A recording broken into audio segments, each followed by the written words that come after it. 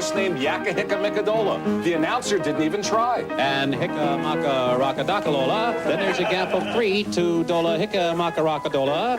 And then it's Dicka Haka Maka Rakadola. And the trailer is Dola Rola Rola Rakadaka Mola Hola. Yeah! I was going to say, it sounds like Keith after a hard night, doesn't it, Max? But I shouldn't say that. How are you? Oh, very good. Stimulated by a great day's racing at Rose Hill yesterday. It was a very good day's racing. Greg Hall wasn't there, and neither was Keith Hilly. They were in Melbourne. Good to see you, the Big G, along with Keith. How are you? Oh, we're well, thanks. And, gee, I think Greg's got a big weekend ahead of him, and he rode a very good horse yesterday too. Bruce passed the Cigar. Yeah, Greg, just briefly, he passed the Cigar. Second run, he was beaten by Notoire first up. You rode him in the last yesterday, and he won by 5 lengths. Is he a group horse? A very exciting horse, Bruce. Very exciting, mate. He's by the same sire as the mighty Cigar, as we know that, but he's got a bright future, this horse. He's going to Brisbane, actually, for the Guineas. He's got big plans for him, actually. Greg will be very dirty, Bruce, because hostilities commenced at Rose Hill yesterday a week earlier than most years, and 2 jockeys have been suspended, Grant Cooksley and Jim Cassidy. Cookie said that he will go to court to retain the ride on Millward and the Doncaster. Well, I can tell him which way to go there, Max. I mean, did anyone get fined, mate? No, not 50,000. They were suspended. What, Yes, nothing? Greg, you got $50,000 fine last year for when you won the Golden Slipper, and then took it to court, and it's only really been resolved, hasn't it? Yeah, it's all over, Bruce. I mean, it's a year ago now, but, I mean, nothing sort of come out of it. It was pretty sad how it happened, but... well, we'll just leave it at that. I mean, Max Presnell's a very good judge on racing. He said he did what he had to do. Greg, is that why they call you the Big G? Because it cost you 50G? No, I had that name long before that, Brucey. They call him that, Bruce. He's the Big Grease. I think he's been talking with Clary Connors this morning in case things don't go too well for Cooksley. Yeah, Moowad. It'd be handy to jump on in the Doncaster. Let's go into the Slipper firstly. Encounter yesterday successful in the Pago Stakes. He's now been elevated to second favourite for the Golden Slipper. Dan Speak pulled a lot. I mean, just what's the form here, guys? I mean, is this a top slipper trial, or did he beat underachieving horses? No, this is the same sort of trial as General Nadim. Really, you're racing the clock here. You're not really racing rivals, and what he did with the clock was quite brilliant. He come home better than Muwad, and as you'll note, it's the perfect slipper trial. There was a chance in the straight. The chain die might have fallen off for looking over his shoulder too much, but that's just a little peculiarity he has. Clary Connors said to Grant Cooksley, he rode Millward, he said, all I'm going to tell you is don't look over your shoulder as much as Shane Dye. OK, well, the good thing here, Keith, is that we're getting some fresh challenges late. Encountered, and obviously Mule Ward, who won on Monday in Melbourne. So suddenly it's gone from a 4-horse race to a 6-horse race in the betting. Yes, 33.78 the last 600 metres under a stranglehold. So that's slick time. The opposition wasn't strong, Bruce. You're right there. You mentioned 5 or 6. That's true, but that's where it ends. That's a special slipper. There are only half a dozen hopes in this one. It was like a trial for Encounter yesterday. Speaking of trials at Warwick Farm on Friday, we saw 2 of the favourites, Guineas. Darren Beedman had been injured the day before. Against, I think, his manager's advice, he went and rode Guineas in the trial on Friday. How did you assess him, Max? He's in front and he obviously runs away. Well, again, Bruce, this is a matter of a 2-year-old racing the clock, and I'd like you to note the way that Guineas does accelerate, does go to the line. He's a real speedball, this horse, and a genuine Golden Slipper chance.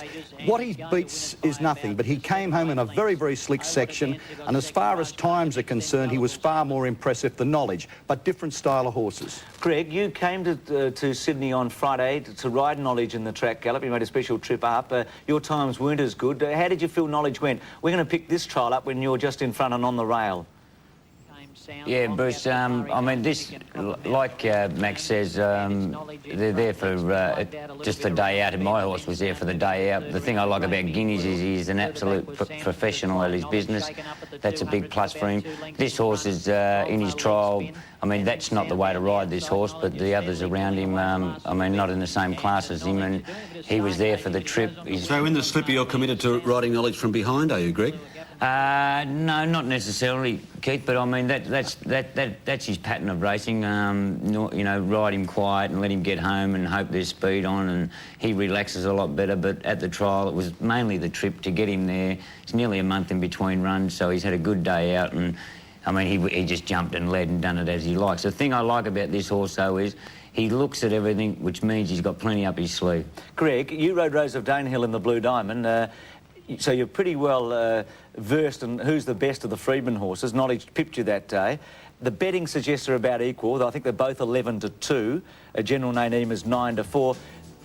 You're best mates with Lloyd Williams, who owns Knowledge with Kerry Packer. There was a hell of a to-do because you didn't ride him in the Blue Diamond. If you didn't have any ties to Lloyd and he wasn't your best mate, would you ride Rose of Danehill? I mean, if friendship didn't... No, I wouldn't. No, You'd ride Knowledge? I think Knowledge is a better rider, actually. He's a very, very strong colt, this colt, and...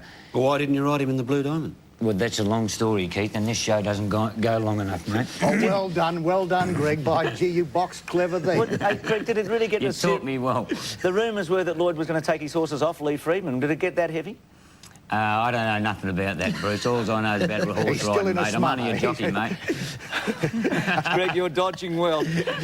OK, they were Colin Tidy's markets. One tip at the moment. Forget the barrier draw. Who's your top tip? Just a point on the markets. Cole Tidy took a bet of 5,000 on Millwood yesterday. Millwood has been announced as an unlikely starter. That 5,000 would indicate that there is a chance that Millwood, the Sires Produce winner in Melbourne, will run. Mine, and I can switch after the barrier draw, Encounter. OK, Encounter. Keith, one tip before the draw? I'd go with the G at this stage, Knowledge. OK, Knowledge. I'm with... I think Greg will win. I think Freedman will win his 5th in a row. I think Knowledge will win. Millward and Octagonal, are they more famous now than Todman and No Home? Not as brothers? Yet, but they're getting there. I think that... I think they're probably on a par. They're building up. I would say after this carnival, yes. OK. He's won 3 in a row, Millward, in terms of Group 1. Here's how he won the George Ryder yesterday. They're tightly bunched on the corner, and Muward with the inside running again took a narrow lead over Monet's Cove. Kingston Bay pushing into the clear, followed by Sprint by Secret Savings struggling, and Anthem's coming right down the extreme outside, and Shame is trying to get between horses. Muward flat to the boards, pinched about a length on Monet's Cove. Secret Savings not done with yet. He's getting another go on. Anthems can't go on, but the 3-year-old Muward, Ocky's little brother, and Muward wins another Group 1. Muward beats Shame. Third, Secret Savings, who looked like dropping out but got going again. So what's the latest? Cooksley will go to court. Who would be when I say he'll go to court, he'll appeal, obviously, the AJC committee.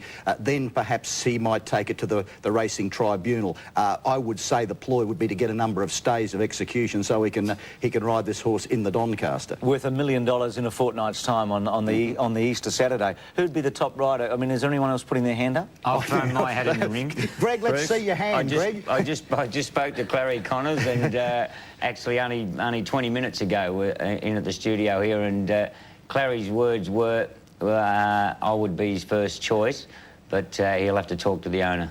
Gee, that's good luck, Greg. I mean, Cooksley, good luck for him too. I mean, but boy, there's no fairness in this game. You kick him off as quick as you can, don't you? He's an exciting horse, isn't he? He's got overdrive in his gear pad there. Oh, he's terrific. He cost $450,000 or close to that. He's won $770 already. Yeah, he's amazing, Keith. It's remarkable. He can take up a position. Yeah. I think this is the advantage that he has. He travelled beautifully there. They're going to try and ride him from behind. There was no pace up front. He canted in front, and that makes him very, very hard to beat. He produced a very fine last section, which means that you just can't give him a start and beat him. Let's have a look at the Rosehill Guineas. Now, the interference on the home turn was where Cassidy and Cooksley have copped the suspensions. I'm right in saying that, aren't I? Yeah, it was a rough race throughout. A horse broke down, but definitely a rough and tumble affair. Watch Darren Beedman as we pick it up. He actually looks around at Kevin Moses. He's back in the field. We might roll now, and I'll just point out where Beedman is on Tarnpur Lane. White-faced. Now, you watch... Here's the interference. They all get into it. Now, watch Beedman. Looks back just to see the interference. And watch this finishing burst now by Tarnpur Lane. Intergaze has raced to the lead at the 200 mark over Star Covert. Ebony Grove is whacking away, and then Tarnpur Lane from a long way back. But Intergaze well clear with 100 to go. The Victorian Tarnpur Lane is charging home. Intergaze is feeling the pinch. Tarnpur Lane on the outside lunged and got him. Tarnpur Lane has come from last and got up on the line to beat Intergaze with Ebony Grove third. Great run, weak guineas. Very weak Rosehill Guineas. I don't know, very weak. I'm not going to say it's Octagonal Dane win, naturalism. Oh, no. Well, you're talking Surface about Paradise. That's been in the last 6 years. You're talking about outstanding horses there, and I'm not saying... Weak guineas, Max. Well, why argue on a split a point? We're guineas then, Bruce. But I do wonder whether Craig Carmody went a bit quick on Intergaze. It was one of those split-second decisions. There's a lot of trouble around. He tried to steal a break. I don't know whether that worked for Intergaze. Greg, what would you think on the subject?